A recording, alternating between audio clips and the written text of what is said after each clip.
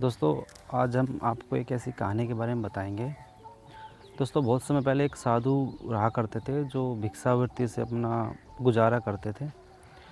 तो हुआ क्या दोस्तों, उन साधु के मन में एक दिन आया कि कुछ कि प्रयागराज में कुछ भंडारा कराया जाए और साधु संतों को वहाँ पे भोजन कराया जाए, तो उनको कुछ दक्षिणा दी जाए। तो उन साधु ने क्या किया कि उसके पास पैसे तो थे नहीं, तो उसने कहा ठीक है, चलो भिक्षावृत्ति से मैं अपना गुजारा करता हूँ, तो भिक्षावृत्ति से कुछ पैसे इकट्ठे करता हूँ, फिर बाद में प्रयागराज में भंडारा करेंगे जब पैसे इकट्ठे हो जाएंगे।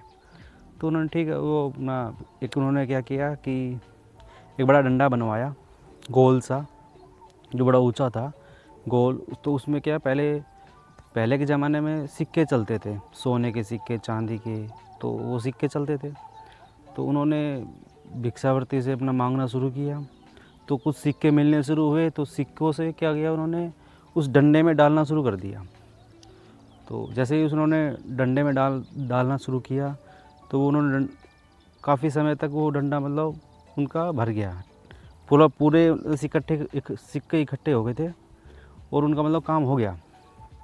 तो वो जा रहे थे, तो रास्ते में क्या है कि उनको एक गांव दिखा, उसमें एक अच्छे से परिवार का घर दिखा। तो सोचा कि यहाँ पे कुछ विश्राम कर लिया जाए। तो उन्होंने उसके घर पे गए, वहाँ पे उन्होंने भोजन किया, उन्होंने अच्छे से भोजन कराया, विश्राम कराया। रात में उन्होंने उनको सो गए वहाँ पे।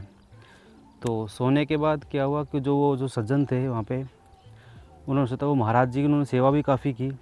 जब महाराज जी सो गए तो देखा कि ये जो डंडा है महाराज जी का, ये बड़ा विलक्षण है, मतलब अजीब लग रहा है, बड़ा सारा है, काफ़ी भारी लग रहा है क्या एक्चुअली में ये चीज़। तो उन्होंने क्या ना, उस डंडे को खोला, ऊपर से खोल के चेक किया। तो खोला तो देखा इसमें तो काफ़ी से सोने के, चांदी के सिक्के थे। तो उसकी तो मौज हो गई, उसने सोचा ये तो मज़ा आ गया, महाराज जी ने हम पे कृपा कर दी। तो उन्होंने क्या किया, वो सारे सिक्के निकाल लिए, और सारे सिक्के निकालने के बाद अपनी पत्नी को बोला कि चलो कुछ कंकर और वो कुछ पत्थर लिया हो, वो उसमें डाल दिए। डालने के बाद वो ऐसे ही वो बना दिया वो कि वो भारी, उसका वज़न पूरा पर्याप्त लगे। तो महाराज जी सुबह उठे, महाराज जी देखा डंडा ठीक है सब, चलो कोई दिक्कत नहीं है।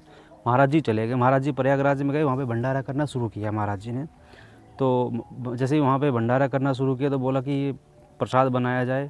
तो जो भंडारा करवाने वाले थे उन्होंने बोला कि महाराज जी पैसों का इंतज़ाम। बोला कोई इशू नहीं है, पैसे हमारे पास है, आप तैयारी कीजिए, पैसे हम दे देंगे, कोई इशू नहीं है। तो उन्होंने सामान बनाना शुरू किया, सामान बना के ठीक है, जब भंडारा हो रहा था, तब बोला कि महाराज जी अब तो आपको पैसे देने पड़ेंगे, क्योंकि हम सारा सामान बन चुका है और पंडितों को दक्षिणा भी देनी है, सारा पैसा लगेगा, तो हार्ड कैश सब चाहिए। तो बोला कि आपको पैसा देना पड़ेगा। तो महाराज जी बोले ठीक है, कोई नहीं, मेरे पास पैसे तो है ही, मुझे क्या दिक्कत है। तो महाराज जी ने डंडा उठाया, वो खोला। जैसे डंडा खोला तो महाराज जी ने देखा कि उस डंडे में तो पत्थर और कंकर भरे हुए थे। अब महाराज जी के तो होश उड़ गए। महाराज जी सोचा ये हुआ क्या। महाराज जी बड़े टेंशन में आ गए कि अब क्या करूं। देखने लगे भगवान की तरफ, क्या कर सकते हैं। तो महाराज जी कुछ सूझा नहीं। तब महाराज जी के दिमाग में आया कि ये हुआ कैसे। तो वो तो महाराज जी थे, तो उनका तो दिमाग तेज़ होता ही है। उन्होंने सोचा कि मैं वहाँ पे रुका था, हो सकता है कि उस बंदे ने मेरे से ये छल किया हो। ठीक है, अब महाराज जी बड़े ही टेंशन में आ गए, तो क्या करें, अब पैसे भी देने हैं, भंडारा शुरू हो चुका है, क्या कर सकते, कुछ नहीं। तो महाराज जी ने क्या किया ना, बड़ा दुख मतलब उनको हुआ, और उन्होंने उसको श्राप दिया कि तू सुख नहीं पाएगा, जो भी तू जिसने भी किया है। और महाराज जी संगम में उसमें छलांग लगा दी और आत्महत्या कर ली, मर गए महाराज जी। अब जब महाराज जी मरे गए, तो क्या वो जो सज्जन था, जो व्यक्ति था, उसके वहाँ बड़ा अच्छा काम चल रहा था, मतलब बढ़िया उसका रोज़गार चल रहा था, सारी चीज़ें उनके अच्छी चल रही थी, कोई इशू नहीं था।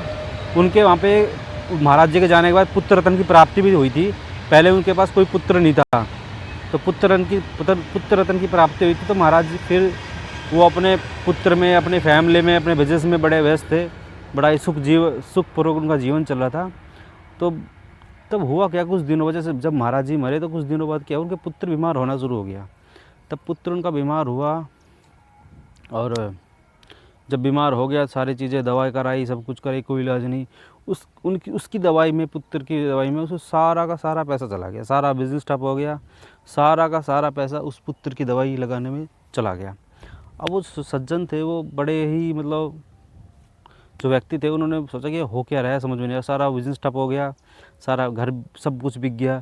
फिर लास्ट में जब वो पुत्र से बोले कि अब क्या कर सकते हैं, तो उन्होंने बोला कि पिताजी मेरे लिए एक आप एक आखिरी इच्छा मेरी पूरी कर दीजिए, अब मेरे पास समय तो नहीं है मुझे लगता है। बोला क्या बेटा, कि आप मेरे नाम से ना प्रयागराज में भंडारा करा दीजिए, मेरी बड़ी ही इच्छा है। तो पिताजी ने बोला ठीक है भाई, ये भी करते हैं। तो उनके पास एक घर था, उन्होंने घर को मतलब बेचा, पैसे इकट्ठे किए, प्रयागराज गए और भंडारा कराना शुरू किया। तो भंडारा हो गया, सारे काम होने के बाद तब बोला कि वो जो पुत्र था उसका, उसने बोला बेटे से, अपने पिता से कि पिताजी मैं, आपने मुझे पहचाना नहीं। बोला पहचाना नहीं तो मेरा पुत्र है, मैं पहचानूँ क्या, इसे पहचानने वाली बात क्या है। तो बोला नहीं नहीं, आपको याद है क्या, एक आपके पास उस समय पहले एक महाराज जी आए थे, ऐसे ऐसे वो सारी घटना उसे। बोला ये तुम्हें कैसे पता। बोला मैं वही महाराज हूँ और मेरा आज मकसद पूरा हो चुका है। मैंने जो तुमने मेरी जो संपत्ति ली थी, जो तुमने तेरा सामान लिया था, और वो सामान मैंने तुम्हारा उस सामान के रूप में सारी संपत्ति तुम्हारी चली गई है, और मेरा भंडारा की जो मेरी अधूरी इच्छा थी वो भी पूरी हो चुकी है। अब मैं जा रहा हूँ। तो दोस्तों इस प्रकार से वो लड़का मर जाता है। और इस कहानी से हमें क्या सीख मिलती है कि हमें कभी किसी की संपत्ति या किसी चीज़ का हमें मतलब दुरुपयोग नहीं करना चाहिए, उसकी चोरी चकारी नहीं करनी चाहिए। और ख़ासकर साधु संतों के रूप में, साधु हो या कोई भी, हमें किसी का भी पैसा नहीं लेना चाहिए, क्योंकि बेईमानी से कमाया हुआ पैसा हमें हमेशा दुख देता है। ईमानदारी का पैसा ही हमें सफलतापूर्वक आगे बढ़ाता है। जय श्री राम।